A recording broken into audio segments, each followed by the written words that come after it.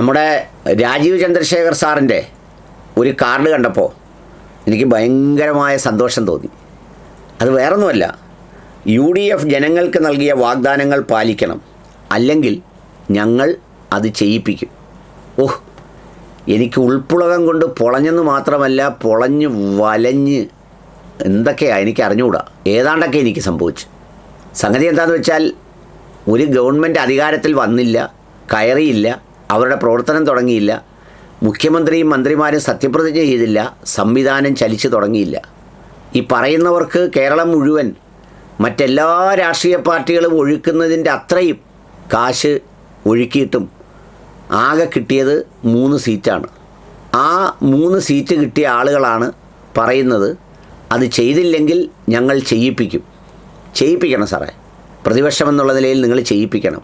പക്ഷേ പ്രതിപക്ഷമെന്നുള്ള നിലയിൽ കേരളത്തിൽ നിങ്ങൾ ചെയ്യിപ്പിക്കുമ്പോൾ ഭരണപക്ഷമെന്നുള്ള നിലയിൽ കേന്ദ്രത്തിനെ കൊണ്ടുകൂടി ചില കാര്യങ്ങൾ ചെയ്യിപ്പിക്കാൻ സാറ് തയ്യാറാവണം. അതും ഒരു ഉത്തരവാദിത്തമാണല്ലോ.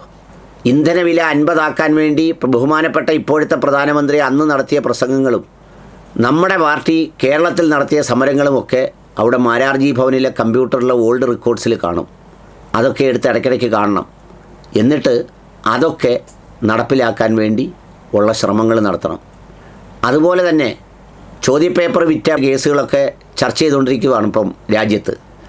അത്തരം കാര്യങ്ങളിൽ വളരെ മാതൃകാപരമായി അവരെ ശിക്ഷിക്കുന്നതിനുള്ള നടപടി ഉണ്ടാവണം. അതടക്കമുള്ള ഒട്ടേറെ വാഗ്ദാനങ്ങൾ ഈ രാജ്യത്തിന് നൽകിയതെല്ലാം പാലിക്കപ്പെടണം. അതിനെല്ലാം വേണ്ടി കൂടി സാറ് സമ്മർദ്ദം ചെലുത്തണം.